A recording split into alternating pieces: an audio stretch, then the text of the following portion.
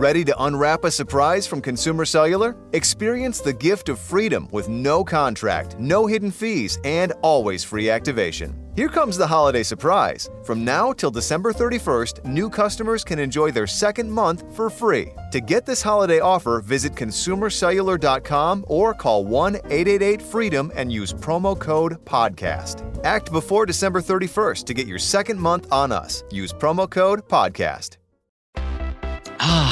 Feel the whoa with Listerine at BJ's. You can save $2.50 now on Listerine products like Total Care Anti-Cavity Fluoride Fresh Mint Mouthwash or Cool Mint Pocket Packs Fresh Breath Strips at your nearest BJ's location. Experience the feeling of a million germs zapped in seconds with Listerine. Discount available through December 24th. Save now, only at BJ's.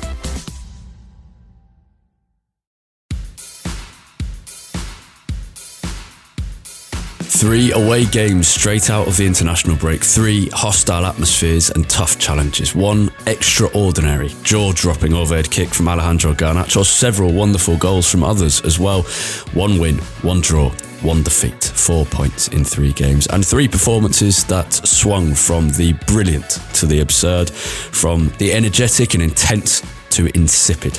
How do we judge this Manchester United team, a side which has scored 3 goals at each of the Allianz, Parkin and Ali Sami Yen, but earned only 1 point away in Europe? It's really difficult, but that's what we'll be trying to do today. As a bitter chill subsumes the United Kingdom and we enter the month of Christmas, a particularly warm welcome to the Manchester United Weekly Podcast. We could all do with warmth of any kind, I think. I'm Harry Robinson and Jack Tait is with me as always. Due to a variety of circumstances, namely a tricky time difference between me in Istanbul last week and Jack in Chicago, we were unable to record after the 3-0 win at Everton or the 3-3 draw at Galatasaray. But I think that gives us a great opportunity to take a step back, not to get too sucked in by the narratives surrounding the 1-0 defeat at Newcastle, and instead judge United, Ten Hag and these players based on these 3 away games as a trio in total. As I say, it's gone from the brilliant to the absurd and the downright infuriating as well. Breaking up our big picture discussion today will be several other segments in the show. Guess the player for one, with Jack setting the clues for me. I'll give you an in-depth review of recent academy performances and news, update you on the form of our loanees, and we'll preview Wednesday's game against Chelsea, another team who are proving hard to work out. Jack, I'm going to start with one question, which I think might draw some interesting conversation. And in part 1 of the show, we're going to kind of diagnose or list the symptoms of the problem in this United team. And then after the first Guess the Player clue, we're going to talk about some solutions, which I think should break things up nicely. Answer this question for me. Which of those performances of Everton, Galatasaray and Newcastle, which of those 3 performances do you think is best representative of Manchester United right now? Starting with an easy one. Welcome back. I think against good teams, it's probably the Newcastle performance, because that is a performance that we've seen. I mean, everyone was saying during the game, this is our worst performance since, maybe under Ten Hag all year, everything like that. And those are all fair shouts, but I watched that game and I just couldn't stop thinking this is a complete carbon copy of St James's Park last year. Yeah. And we played them shortly after winning the Carabao Cup, got beat 2-0 on that occasion, but it was like watching exactly the same game. And I don't think that performance is what this Man United team is on the whole, but of those 3 that we've had in the last week, that is the one that feels the most familiar, to be honest. Playing away from home against a good team in a difficult atmosphere and never having any control of the game, either in or out of possession, just being constantly harried and rushed into poor mistakes, never looking really like taking any kind of stranglehold of the game. Yeah. Like I said, I think this Man United team is clearly better than that on the whole, but that is a repeat performance now over almost a year and a half under Erik Ten Hag in big games away from home. Yeah, I think that's fair. I think to me, the Galatasaray game sums us up quite well as well. And this is kind of, it's interesting that given we won 1 game, drew 1 and lost 1, the games that we've each picked, different games to kind of represent United at the moment, and is not the victory, which tells you a lot. I was just going to say, it's telling that neither of us chose the good performance. It's also telling that we've picked, to answer that question, 2 different games, because that's how that's how difficult it is to kind of, well, not necessarily difficult to judge, which it is, but everyone has a different opinion on what this United team is because it's so confusing, which is a fault of the team and the management and the senior management of the club as well, that lack of identity in this team. But I think the Galatasaray game summed it up quite well, summed what I think United are quite well at the moment, in the moments of brilliance and some really good stuff. But when they're going, a series of silly mistakes from Andre Onana, a player we invested a lot of money in and that Ten Hag has put a lot of faith in. And that's kind of typical of things under Ten Hag and several of his signings. But there were also defensive mistakes all across the team. You then saw mismanagement from the coaching staff. I thought those substitutions were baffling. And then you saw a team who are spoken a lot about as being resilient sometimes, and it's something they like to talk about themselves in that way, and the manager likes to use that word. And we had a big a debate about whether this United team are resilient, but when the going gets tough, can fall apart, or in this case, not fall apart, but lack the composure required. So giving away silly free kicks or missing chances or shooting too early. So I thought that Galatasaray game was a pretty good representation of United. I think, but on the other hand, I agree Newcastle is quite a good one as well in the big games. I think Galatasaray is probably the overall thing, but yeah, in the big games away at the top 8. What was our last win against the top 8 team? Was it away, that is? Spurs in October 2021, I think I read it was, which is pretty embarrassing. I think the Galatasaray game was, I think it was an example of when United, I feel like this team at times can almost get carried away and almost like overexcited in a game when it gets stretched. And I think that a big part of that is because of the type of players we have in our attacking lineup. You know, Bruno Fernandes, as it was on that night, Garnacho, Anthony, Martial or Højlund. I think especially Bruno Fernandes is probably the one you'd look at most, as that, you know, we had 2-goal leads in that game on 2 separate occasions, and especially the second time at 3-1, there's only 25 minutes left, 30 minutes left at that point in the game. Look, I think it's perfectly valid to say, even if we'd have slowed the game down, kind of took the sting out of things and tried to play a more controlled game, maybe we would have ended up drawing that game anyway. Fine. But the way that we ended up going about it was, it was just completely inviting us for trouble. I was watching that game, and I don't know if you got this sense too, but I felt like I was watching like an under-10s game. It's that type of, when you're a child and you're playing football, your team gets the ball and your mind, because you're a kid, just immediately goes to, my goal is over there. I want to run towards that goal and get the ball as close to that goal as I possibly can in the shortest amount of time possible, and forget what I'm leaving behind. Because you're a kid and all you care about is scoring goals. Which is also, and we did it much less successfully at Newcastle, but it seemed to be a similar tactic there. But they were a much better team than Galatasaray, and so we weren't able to do anything with that. I mean, I don't know if you've seen this, but on Twitter, there's from, I think, Mark R Stats, he tweeted the pass map of United's and the position map of all of United's players against Galatasaray. And it's hilarious just how disjointed the team is. You've got the defence sitting and the defensive midfielder sitting so deep the entire game. And then you've got McTominay, Fernandes, Anthony, Højlund, and Garnacho so far. And then you've got this 30-yard gap between McTominay and, was it Amrabat that started in midfield against Galatasaray? I can't even remember now. I think it was. Yeah, it was. Yeah. So, and it's a joke when you look at this. It's just a team that is so disjointed. And look, drawing at Galatasaray in isolation is not a terrible result. You know, it's a difficult place to go and play football, but having had 2-goal leads and to have shown, to be fair, as much very, very good football as we did at certain times, and I know that it's easy, especially with the Galatasaray game, to just pin everything on Onana because those 2 mistakes were terrible.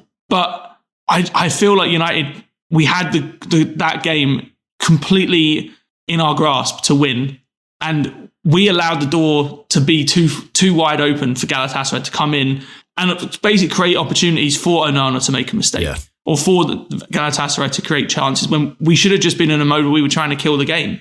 Yeah, and those Galatasaray goals were strange because you look at the free kick and there's a lot of blame for Bruno Fernandes giving them away, and it's pretty typical Bruno, isn't it, that he's willing to make the great effort to get himself back but at the end it's just lacking that little bit of calm head to go, I'm just going to check my man here. I'm not going to bring him down for the foul. And to do it on several occasions, it was really silly.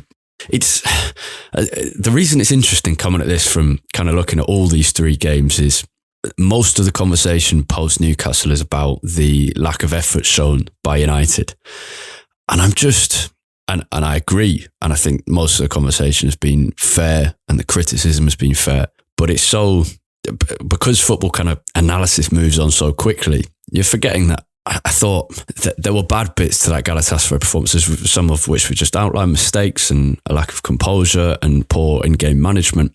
But United did so well for much of that game and handled that atmosphere really well, which I didn't expect them to do at all. And did the same at Everton, even if that performance was probably less convincing, even though United managed to win and win comfortably. And so you're left with this really strange, it's just baffling. This United team is baffling because it's all well and good. And I think we should talk about the lack of effort on display, or at least the seeming apparent lack of effort on display at Newcastle. But it's to claim that these players aren't trying kind of in every game is wrong.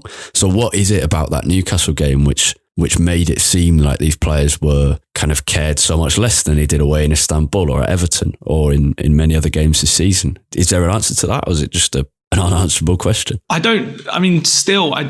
Maybe towards the end of the Newcastle game, before Nick Pope went off for like 5 or 10 minutes, I could maybe see an argument that United's heads really went down and the care started to slip from that performance. But I don't think that was the issue. I don't think we were... The biggest issue for me in that entire game was that we couldn't get out.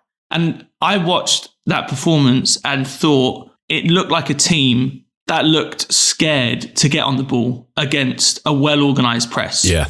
And because that to me, that was the...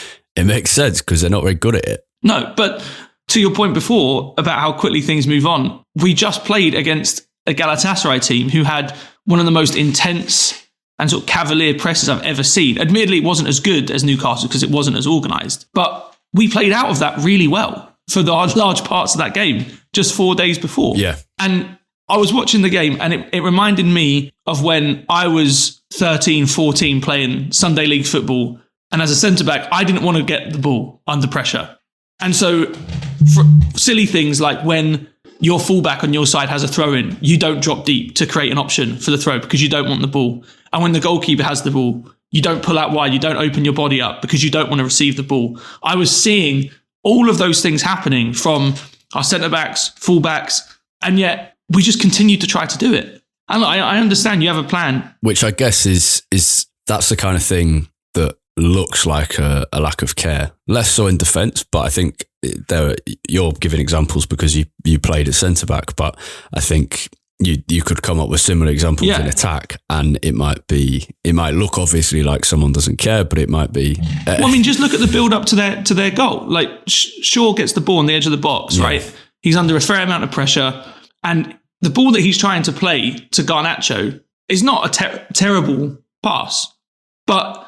And I'm not doing this because I don't necessarily think the goal was Garnacho's fault in any way, but a player in a team that was more confident and where everyone wanted the ball under pressure because that was the way that you create chances, Garnacho would have been in front of Trippier, coming to Shaw before the ball was even played to make that option. Instead, Shaw has to seize that the pass is on, but Garnacho is not in a position to actually come and show for it. He's not showing for it when Shaw plays that pass. And so then Trippier is able to get in ahead of Garnacho, nick the ball, and they're away. And so you're right, it's not just on the defenders, it's also when the defenders have the ball. Kobbie Mainoo really is the only player on that team who really seems to demand the ball, and he's 18. Yeah.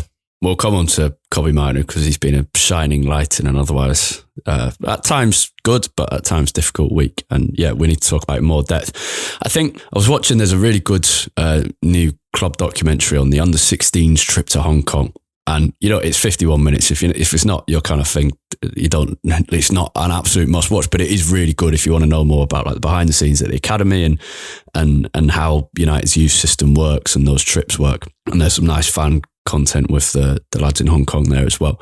But the values of the kind of the academy teams are outlined really well in one of the team talks, which are shown, and seeing that behind the scenes stuff is cool. And it kind of boils down to, at the end, he says, outrun, outfight, outplay. And that is what United should do. And this United team are doing none of the three. If you're unable to outplay an opposition, fine. We're not going to be able to do that against City. We probably should be able to against Newcastle, but we're not. And that's down to the manager. But if you're lacking confidence, at least make sure you outrun. And we are obviously lacking confidence. But the way that Martial moves, and when he came on against Galatasaray, I thought United were going to lose that game because he's such a negative influence on the team. And he did some good stuff on the ball, but then he also missed a very good chance.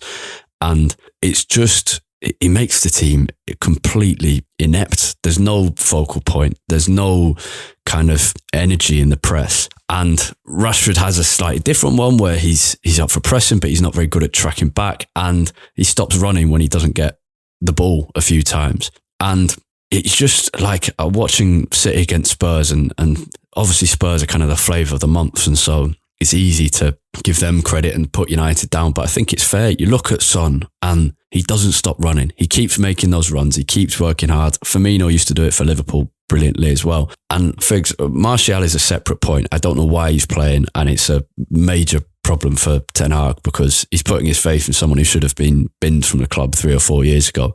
But like, I do think the criticism of Rashford from Keane, Carragher, Neville, whoever it is, has been fair, because you can blame this system, and we will. And the team is dysfunctional. But if you're the highest paid player, then you have to lift the team up. And it also means you have to perform with goals and assists. But if you can't do that, at least lead by example in terms of work rate and leadership. And someone like Rashford isn't. And this is and has been the case with too many of United's highest paid players, like De Gea last season, Casemiro recently, Varane, Sancho, and so on. And I do think there is, I don't think it's necessarily a lack of care.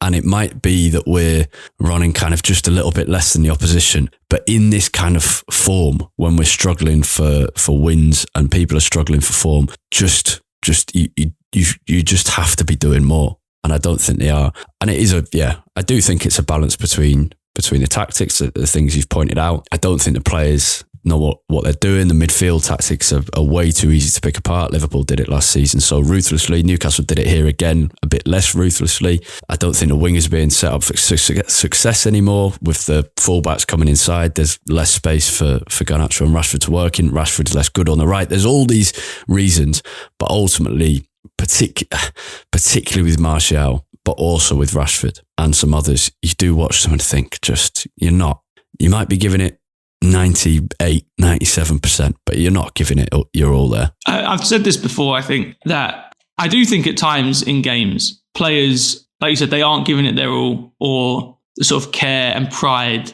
in their work diminishes. But I don't ever think any player, to be honest, at any level of professional football, ever steps onto the pitch or during a game and consciously thinks, I'm not going to work as hard today, or I don't really care as much today. To me, that it does happen, but it happens to me as a result of things going badly.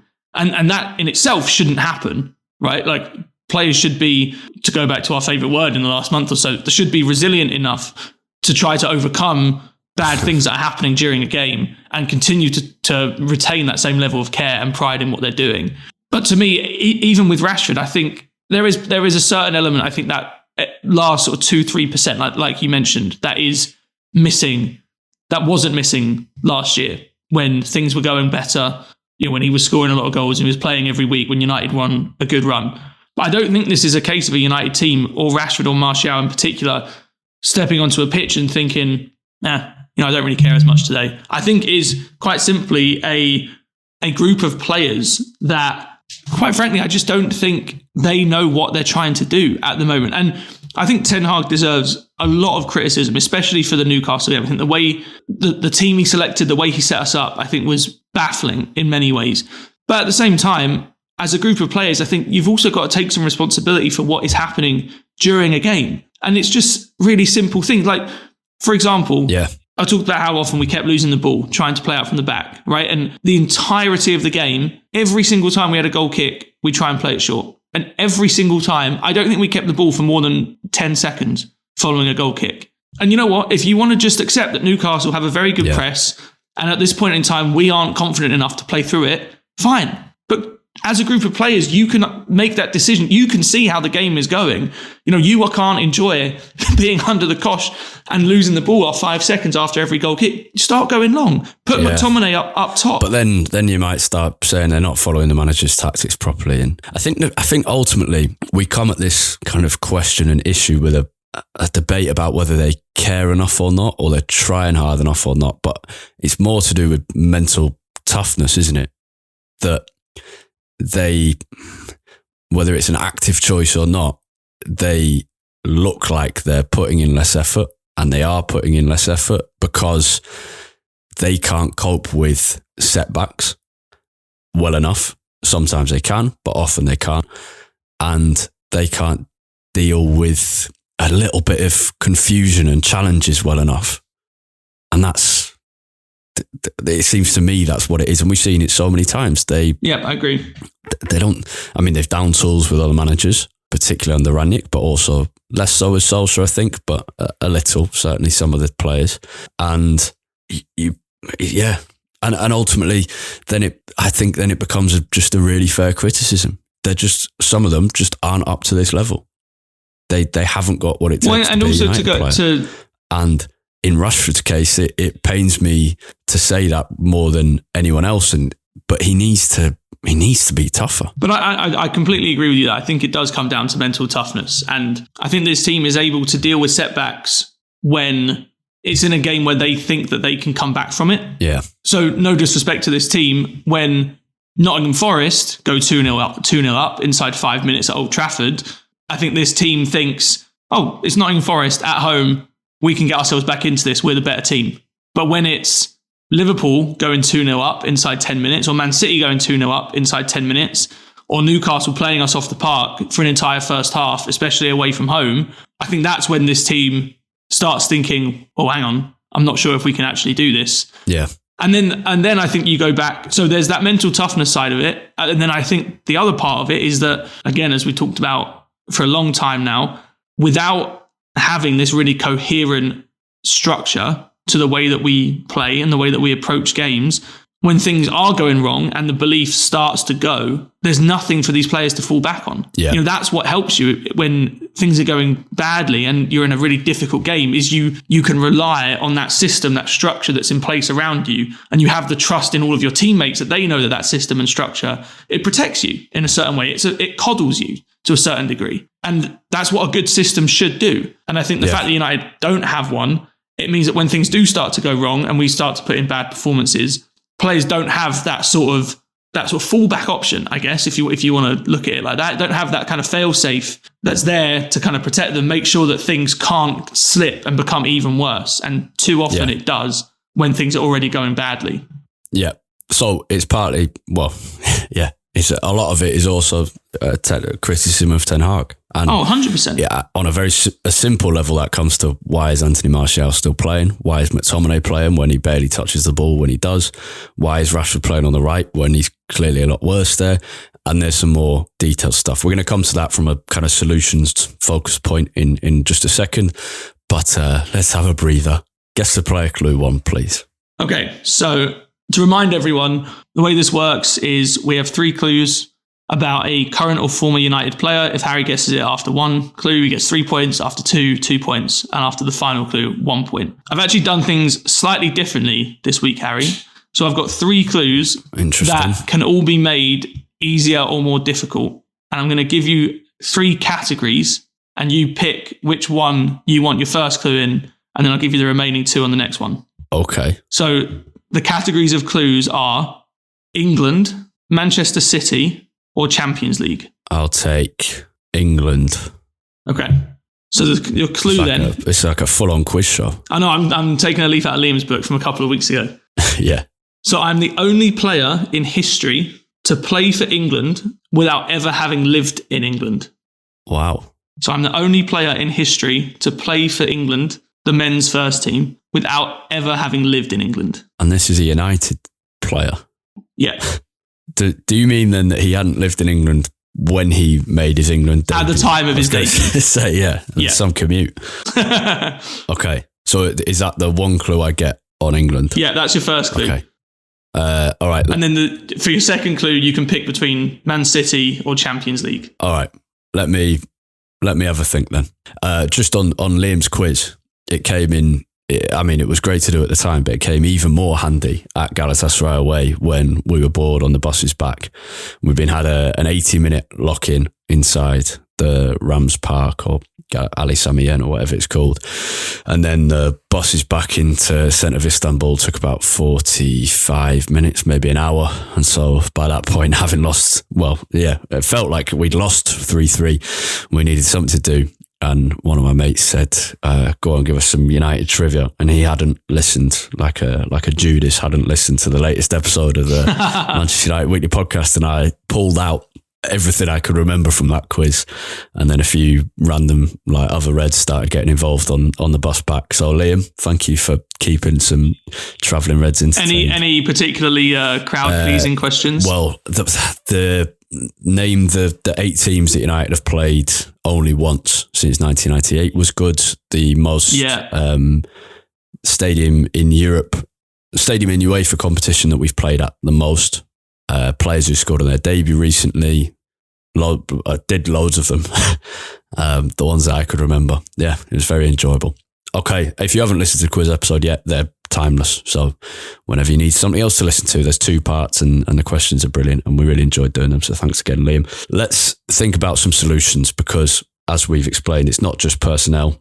Ten Hag's tactics are leaving us exposed in more ways than one. Just in the tactics and the opposition being able to work us out and play through us, but also when the going gets tough, the players just don't look like they know what they're doing. And it does feel like Ten Hag is, and this is the thing we said very early on this season, that last year Ten Hag was making United better than we should have been, and this year I think he's making us worse than we should be. It feels like he's setting us up to fail because realistically he doesn't believe in these players. But how are we meant to believe in him? And crucially, how are the players meant to believe in him? Because if they don't, that's when things will end. When it's clear that he's playing the role of firefighter rather than team builder. Well, I think that's why it becomes very difficult, I think, to have faith that this can turn around. I think there's some very low-hanging fruit in terms of solutions. Things like not playing Rashford on the right. If you want to play Garnacho, fine, drop Rashford. Or play him up front if you don't want to play Højlund. Things like not playing McTominay in central midfield. And if you're going to play him there, we should not be trying to build up deep from the back because we simply don't have the players to do that with one fewer midfielder. Things like don't ever play Anthony Martial again from Man United. Yeah, things like that. And also, I think reward good performances. Anthony had, I think, maybe his best game in a United shirt against Galatasaray in midweek. Up to a point. I think first half he was good. I think after half time he faded a lot. Yeah, that's fair. But I think as did Garnacho, to be fair. It was, and I'm not surprised because I think an underestimated point of that game was imagine how heavy that pitch was. Oh yeah. Given the rain and as 2 wingers relying on, well, more so Garnacho relying on their pace, I can imagine they must be both knackered. And just back to the end-to-end nature of the game. Yeah, so I was going to say, and both Galatasaray's fullbacks were getting forward a lot when they had possession as well. But I think to the wider point, it's not as if. Firstly, Anthony, I thought, in what has been a very, very poor season so far, certainly had his best game of this season and finally some kind of positives coming out of his performances. Yeah, absolutely.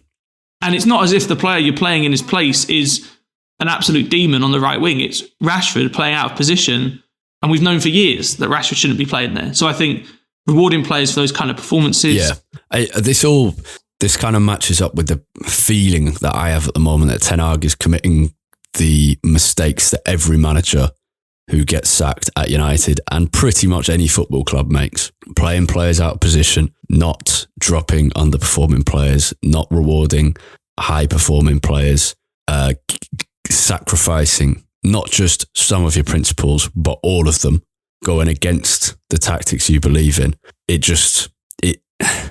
it feels like he's stuck, and I hoped that over the November international break he would kind of take a step back and think, right, here's how I need to approach United until the January very short winter break. But it doesn't feel to me like he's done that at all. It's a continuation of what we've seen all season, which is pragmatism until death, basically. See, this is the thing though, for me, it is still largely pragmatic, but there are parts of it that aren't. And it doesn't make, like, to me, it feels like he's sort of got one foot in both camps of pragmatism and dogmatism at the moment. And that is, I think, what's causing all these issues. Like I said about playing out from the back and the way that we take goal kicks. Great. I don't think that's a bad option at all. You see a lot of very good teams do that, but we're not committed to it.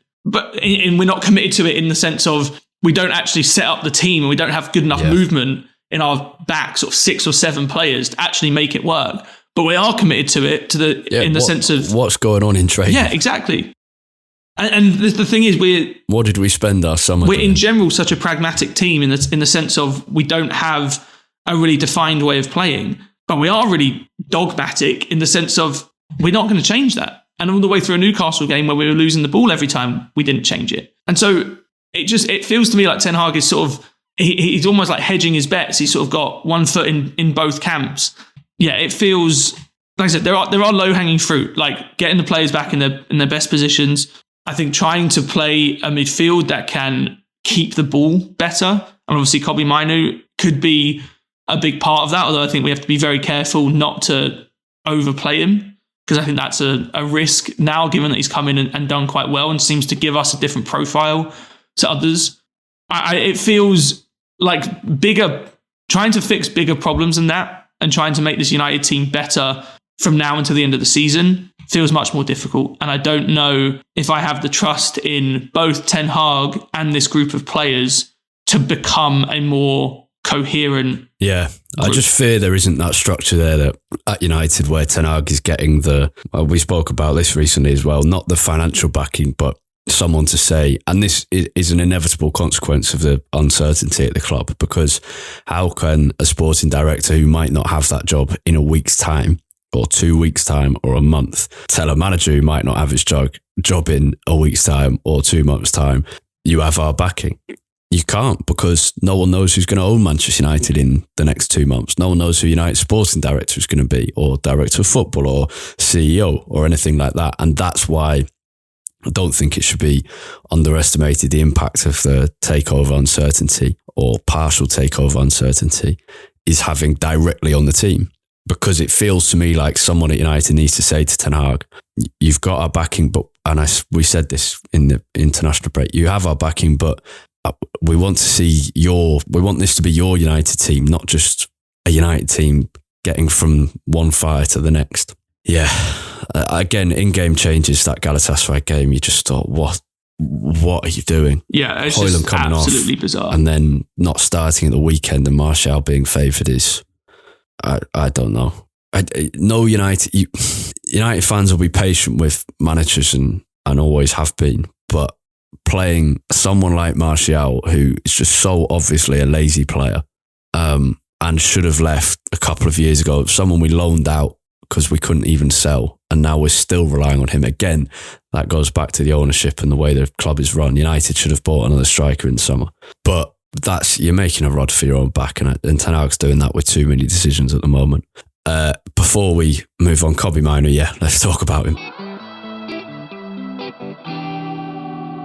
Life is full of surprises, some good, some not so much. Hola, it's Honey. Hola, it's Carolina. Y sabes que estar preparado para cualquier cosa es importante. Whether that's in our roles as mothers, wives, businesswomen, or podcasters. On our show, Life in Spanglish, you know that being open to unexpected turns has been an important part of our success. Pero we can use some help. Oh yes, la buena ayuda is welcome. Y si pasa algo, tranquilitos. Isn't it good knowing that with a State Farm agent, you can worry less because someone will be personally invested in safeguarding your goals? Plus, they have the options to talk to a real person whenever a customer needs, especially when those unexpected turns come up. It's the personalized attention you can count on. Aprende más en es.statefarm.com. Como un buen vecino, State Farm está allí.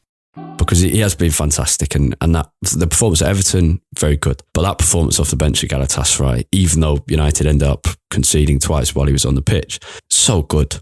And I thought his first performances for United early in the year when he made his debut against Charlton were fine, but it felt like he was finding his feet. And the player that I'd watched come through the 18s and the 21s, he didn't look like that player. He was just kind of playing things safe. But with those pre-season games under his belt, even though he then got injured and was out for so long, he now looks the player I hoped he would in the first team. Confident, composed, ambitious with his passing.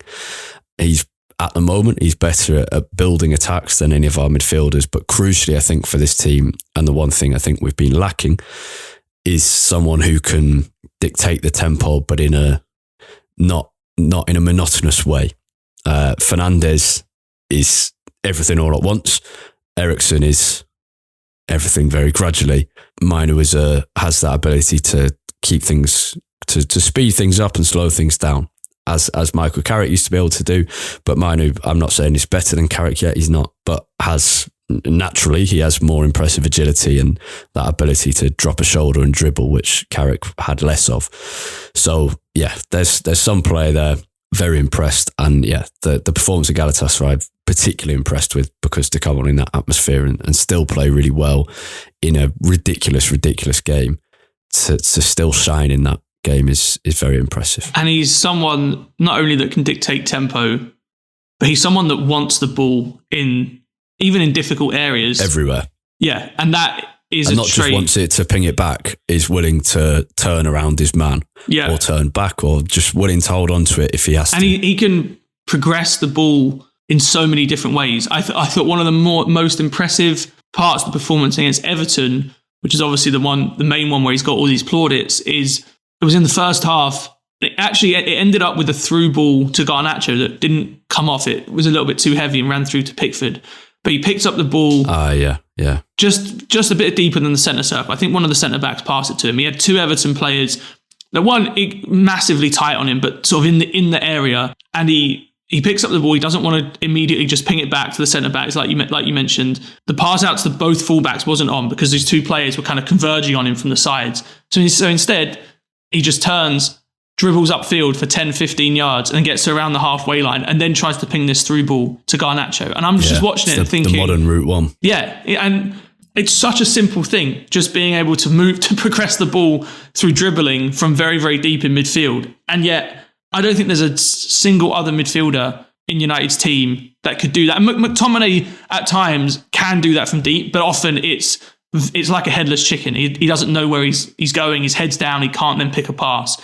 Kobbie Mainoo was so controlled throughout that game. Like you mentioned, a couple of times against Galatasaray in particular, when he did manage to kind of get his foot on the ball and slow things down. And even against Newcastle, the very, very few occasions where we did manage to string some passes together, it all usually flowed through Kobbie Mainoo.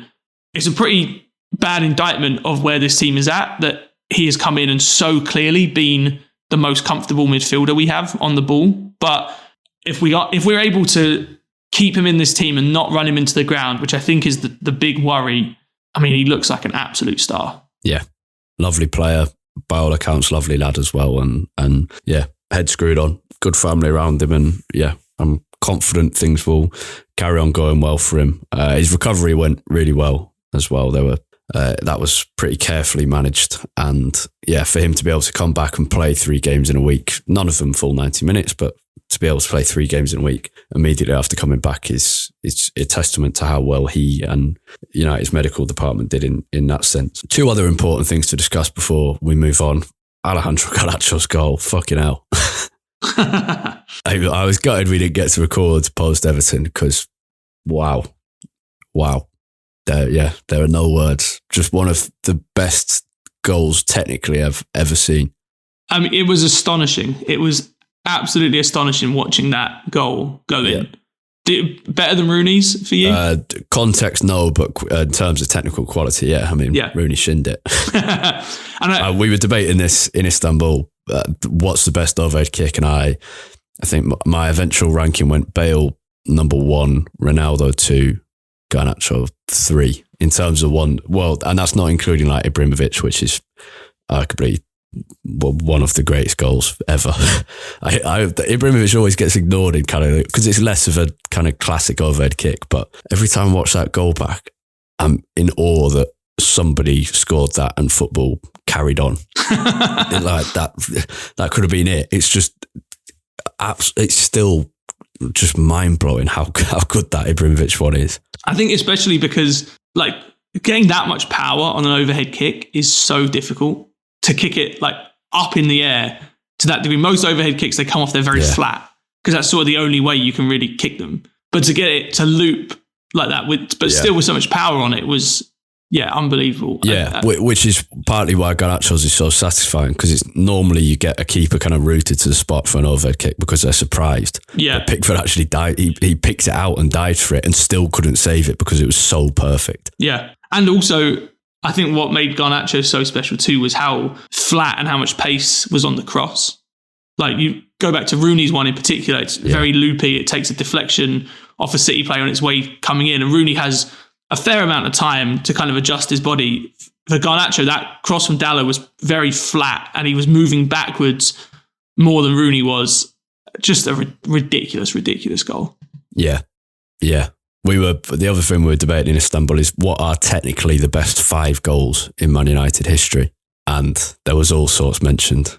Giggs against Arsenal was up there. Scholes' volley against Villa. Yeah. There were the Ronaldo's free kick against Portsmouth. And then there's a lot of kind of long range screamers like Ronaldo against Porto, but because there are some, like you've seen average players score those. So it's kind of about picking out the ones that only the very, very best can do. A couple from Rooney rarer as well. I think Rooney against Newcastle and the halfway line volley against West Ham. Yeah, but then you've got to include Beckham as well. It's really hard to do a 5. It took us a fair while over 7 Yeah, players. but I think Rooney's technically, I think Rooney's against West Ham was harder than Beckham's against volley. Wimbledon, just because it was on the volley before it goes in, where Beckham's goes perfectly in the net. Yeah.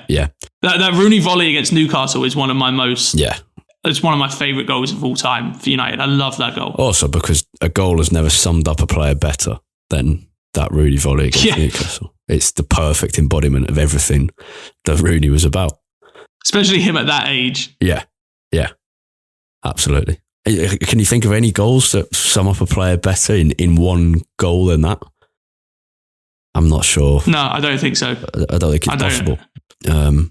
Maybe Cantona's chip against Sunderland with the celebration. That would be up there. Yeah, that probably the kind of audacity and if you're including celebration, I think that would have to be up there actually. Yeah. I've got a trivia question for you actually that I came across after the Everton game. Go on. So that was, I think the number is 17. I might be 1 or 2 off on that number. I think that was the 17th game in which Rashford and Martial have scored in the same game. That is the second most of any duo in United's history. Can you think of who the first might be? So the two players. So it's not about how many goals they scored in the same game, but how many different games in which they both scored. I mean, obviously, instinctively, York and Cole seems the obvious, probably like the best attacking duo in United history. Rooney and Ronaldo as well. Difficult. I'm going to go Rooney and Ronaldo because they would have scored more between them than York and Cole, but they had about the same amount of time. That was my thought as well. According to, admittedly, this was seen on an ESPN post. Could be like on Facebook. Could even be Solskjaer and Sheringham. See, these are all things that went through my head as well. According to this post, this was a shock to me and just showed, I think, how great these players were. Because the other one that went through my head was potentially Scholes and Giggs. Because of the longevity? Yeah. Is this all United history? I'm not 100% sure if it was just United history. I'm also not sure if it's just the Premier. Okay, it's the same Premier League game. Okay, because otherwise I think Martial and Rashford are on 17. Yeah, Scholes and Giggs are third on 16. Interesting. And the top duo is Scholes and Van Nistelrooy with 19. Yeah, interesting. Which is incredible when you think how short of a time they played together in comparison to some of those others. Seasons where Scholes was popping up. Well, United didn't have a game where Van Nistelrooy didn't score and Scholes was also popping up a lot. So I guess, it makes sense. But that's a big surprise. Interesting. I wish I knew that question for the bus journey in Istanbul. Yeah. Istanbul was an amazing city. It was, I think we better separate match day and the other days. The other days were fantastic, especially Monday was this really nice, crisp, sunny day. We went and saw the Blue Mosque, Hagia Sophia, the underground water cisterns from the Roman Empire, all sorts, and then sat on Galata Bridge, which is this amazing bridge with bars and restaurants all the way down on a lower level, and then kind of a road over the top and a little hole in the middle for boats to go through. And you sit at these bars and there's fishermen, probably 150 fishermen all over the bridge catching fish for the restaurants below, I assume. And you can sit basically about 2 meters above the water, and then you can see two European sides on the left and right of the bridge, and then a bit further away you can see the Asian side of Istanbul, and the sun sets behind the new mosque and onto the Asian side, and it's just one of the most perfect sights you could ever have. That, one of those views where you just kind of immediately fall in love with a city. I had it with the sunset from, I can't remember what the square's called, it might be Piazza Michelangelo in Florence, and the sun sets kind of directly over the river, and all the bridges are kind of illuminated and then go into shadow. Some views just make you fall in love with a city, and that was that one in Istanbul. And yeah, great city. Match day, the buzz when we were 2-0 up and 3-1 up was something else. And again, like the Fernandez, we talk about Garnacho goal, but the Fernandez strike as well was properly just took your breath away. I just couldn't believe it. And those goals are, there's nothing better than just being, as well as like complete elation, just being utterly in disbelief at what you've just seen is amazing. And yeah, that was a proper buzz. And McTominay's as well. It helps the McTominay song is just a kind of a proper bouncer, even if it's really basic and slightly boring, but it does get people bouncing. And yeah, for about 2-3 minutes after the goal, that away end was just, complete jubilation. And it was such a shame to throw it away, particularly with kind of 2-3 hours to wait to go back into town after. There were a lot of fan problems, and if you're interested... I was going to say, did you experience any of the issues with the tickets? Yeah, so my brother couldn't get in for 45 minutes or an hour. His ticket just wouldn't work. United fans having to wait in basically a river with turnstiles not working. They were kind of like, they're probably... Because I was having to wait on the other side while my brother couldn't go in. And I was counting the people coming through per minute, and there were probably only kind of 6 or 7 fans coming through each minute. And you thought, like, no one's going to get in before kickoff. This was 2 hours before kickoff. We'd got there deliberately early. I know several people who missed both of the first goals and missed the opening half an hour of the game. Countless people whose tickets didn't work.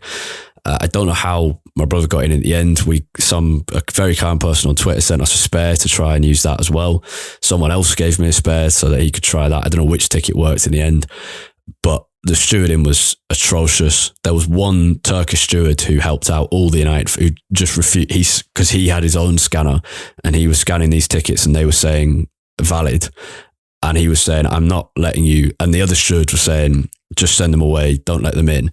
And he was saying, I'm not letting them not come in because it's working on my phone. It's clearly the turnstiles which aren't working. And so he fought their corner for ages. And I think probably all of them got in the end, but most of them late. And yeah, it's a pretty horrible experience to go through. And just none of the stewards spoke English either, which obviously makes things very difficult. Everyone who was waiting for their mates, they were kind of being a bit aggressive towards.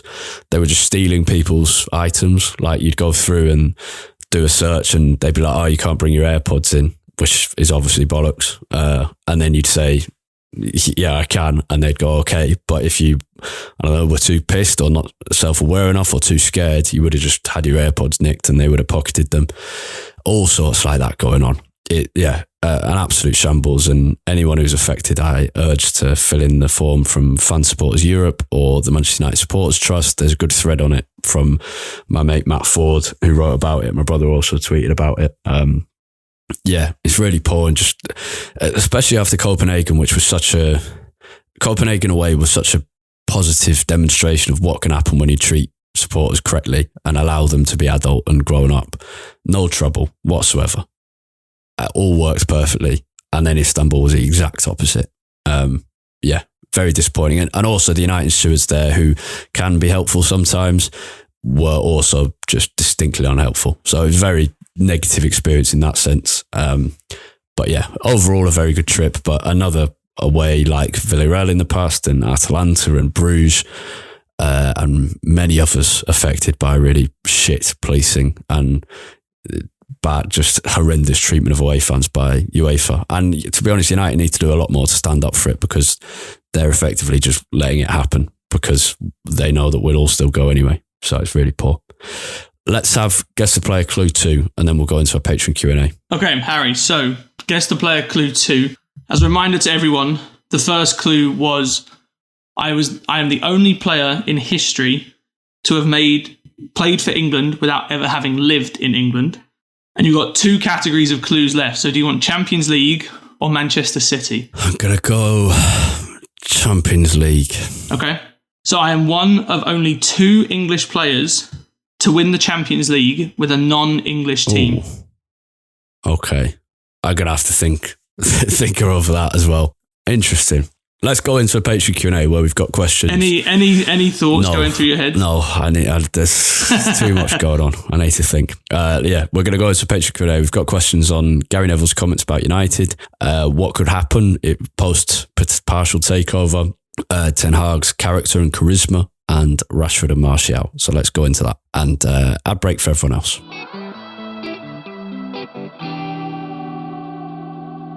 Coming out of the Patreon Q&A, let's dive into Jack. By the way, I've worked out the answer to the Guess the Player. I worked it out just as we started the Patreon Q&A and got very excited and forgot, stopped listening to what you were saying, and then started listening again and forgot to mention it. But I'll tell you my answer shortly. Okay. Academy-wise, the under-18s won 2-0 against Wolves in the under-18 Premier League to keep their incredible winning run going. Quite a tricky game, this one. Gabriel Biancheri converted an early penalty. Ruben Curley scored very late on. In between, it was pretty close, and United were a little lucky. Didn't see the game out perfectly, but got the win, so that's good.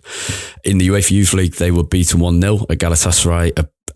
It was rainy all day. There were rivers running through the streets. We were sat in a little Georgian restaurant. Really, really nice Georgian restaurant, just a few roads away from the stadium that the under-19s were playing at. And this restaurant was kind of tucked a little bit beneath the street, and so your eyes were kind of level with the road, and there was an actual kind of 2-centimeter river running down the cobbles. It was ridiculous, and the game was played in that kind of condition. So it was difficult for anyone to build some rhythm. Galatasaray scored 11 minutes in. United had a couple of chances. The Galatasaray keeper saved pretty well from James Scanlon and Isaac Hansen-Aron, but defeat, and United are out before the final game against Bayern Munich next week. Disappointing, really. It's a really tough group. Copenhagen are a very talented side. Bayern Munich have an incredible team as well.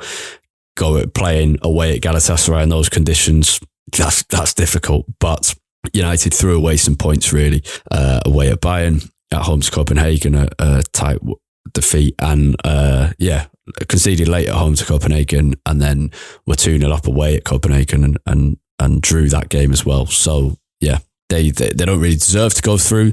Some nice individual performances, but yeah, slightly disappointing. But they will play in the FA Youth Cup soon. Against Derby County on Tuesday the 19th of December, 7pm kickoff, and tickets available for that now. FA Youth Cup third round, that is. United last season beat Crystal Palace in the third round away from home, but then lost to Stoke City in the fourth round, and of course the season before that won our 11th FA Youth Cup. The under-21s had their game called off against Tottenham, which might mean no game in Premier League 2 for 10 weeks, which is incredible. They've already had a 5 or 6 week break, and with the winter break coming up as well, might not play for another few weeks. It's pretty poor. The club are arranging friendlies, behind closed doors friendlies, to obviously keep the players playing. They played against Hull City in the behind closed doors friendly in the international break, a few others as well. And of course, a lot of the under-21s are playing under-19s, under-18s football as well. But it is kind of a testament to Premier League 2 not being perfect for youth development. I mentioned earlier, there's a really good if you're interested in the academy, there's a fantastic new film on the under-16s trip to Hong Kong in summer, and I would recommend watching it. And if you're also interested in other stuff, I wrote a piece for an upcoming United review about the academy, how the academy educates its players on United's past, people like Sir Bobby Charlton and how they paid tribute to him, but also the other education projects at the academy. And a piece I'm very pleased with because I just really enjoyed doing it. And if you have listened to my United Through Time podcast or bought The Men Who Made Manchester United, it's the kind of thing you'll probably enjoy. It's about the man who scouted Sir Bobby Charlton, Joe Armstrong. and he's a really interesting story. That piece will be in the programme against Bournemouth, I think, and the other piece will be in against Chelsea. Now, guess the player clue 3, Jack. I've got it. You're just going to have to trust me and being honest when I tell you after. But do you want to give clue 3? Then we'll take a quick look at the Chelsea game, and then I'll tell you my answer, and you can tell me whether I'm correct. Yeah. So I'm intrigued. You should tell me whether you think this clue would have made it easier or more difficult for you to guess if you'd have gone for this instead of the Champions League one. Okay. So I am in terms of when I made my debut for the second of the 2 clubs, I am the most recent player to play for both Man United and Man City. Interesting.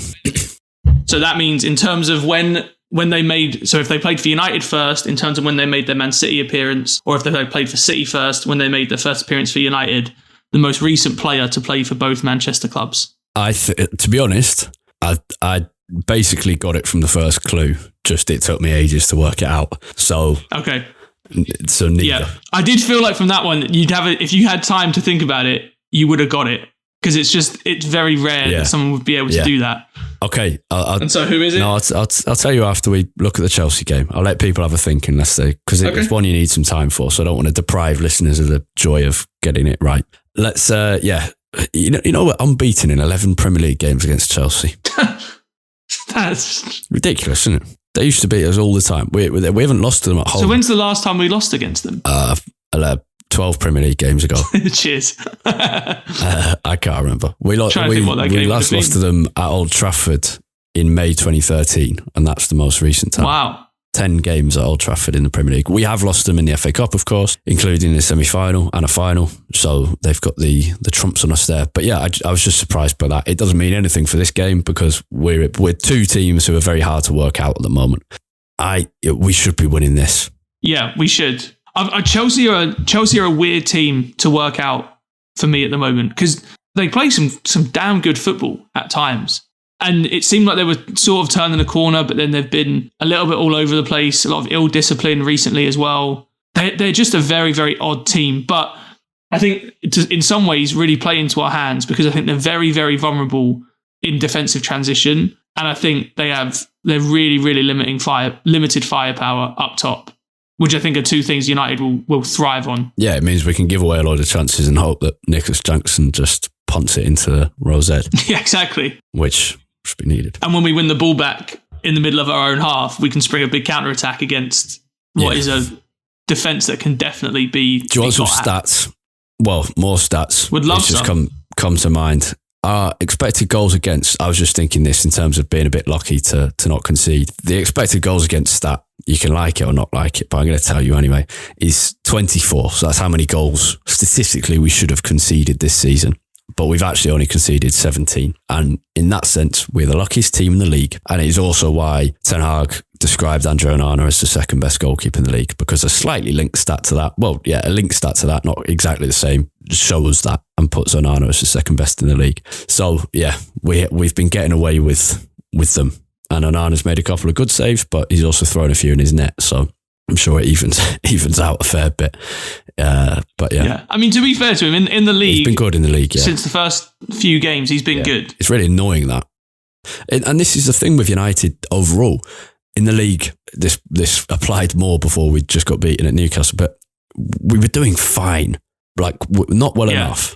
And the performances are obviously the issue. It's not just the results. And I'm not saying things are fine, but we were doing fine. We can kind of rescue this back if we improve now. It's just, the Champions League is what's been bringing the mood down so much. And that's why it's so surprising when that stat went around as United the most informed team in the league. Everyone was shocked because it felt like it, because we kept doing so poorly in the Champions League.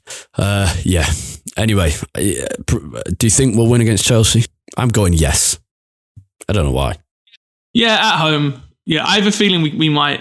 I have a feeling we might concede an early goal. Okay, but I think we'll come back. I think these 2 teams do match up quite well. Owen Hargreaves. Owen Hargreaves. Correct. Am I right? Yeah. Yeah. So he won. So yeah, played for England. He grew up in Canada with Welsh and English parents. Was eligible for Wales or England. Chose England.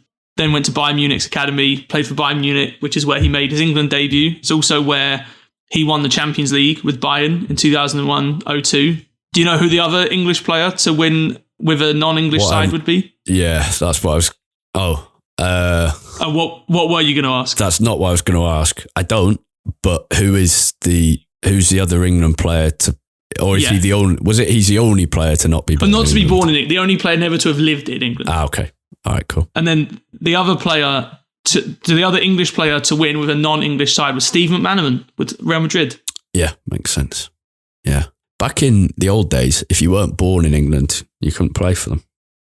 So, just to go all United nerdy again, one of the members of the Duck Robel halfback line that we mentioned in the quiz episode, Dick Duckworth, Charlie Robertson, Alec Bell. Alec Bell was born in South Africa, in Cape Town, but he was English. And he was one of the great halfbacks of his era alongside Charlie Roberts, who's in my book. But he couldn't play for England ever. Real shame. Imagine, and South Africa didn't have a team, so he could never play international football. And that carried on for quite a long time. And then Italy's side in the 1934 World Cup basically just stole half of Argentina's team and won back-to-back World Cups. So that's kind of when it changed.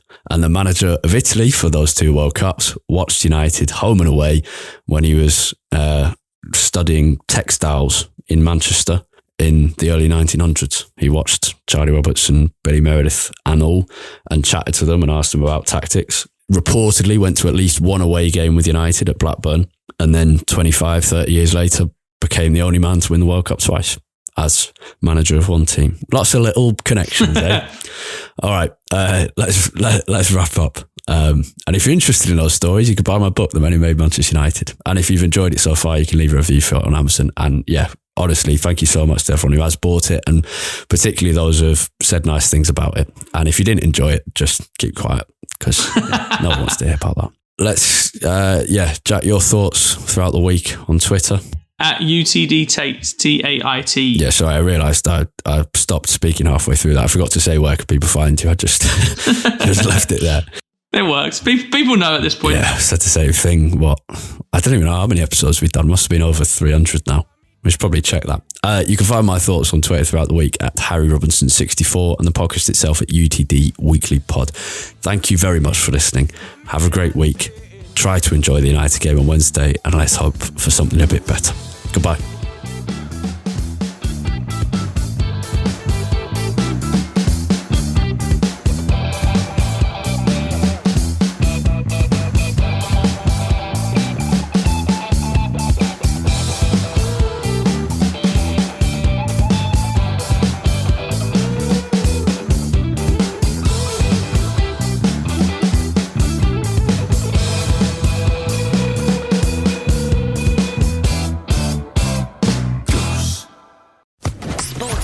Podcast Network. Feel the whoa with Listerine at BJ's. You can save $2.50 now on Listerine products like Total Care Anti-Cavity Fluoride Fresh Mint Mouthwash or Cool Mint Pocket Packs Fresh Breath Strips at your nearest BJ's location. Experience the feeling of a million germs zapped in seconds with Listerine. Discount available through December 24th. Save now, only at BJ's. Be enchanted this holiday season at Meadowlark's Winter Walk of Lights. Gather your friends, family, or that special someone and enjoy a leisurely half-mile walk along an elegant paved garden trail aglow with countless sparkling lights, and see Vienna's Meadowlark Botanical Gardens as you've never seen it before. Sparkling. Your holiday season starts now. Don't wait any longer because capacity is limited. Reserve tickets today and be enchanted this holiday season at winterwalkoflights.com. That's winterwalkoflights.com.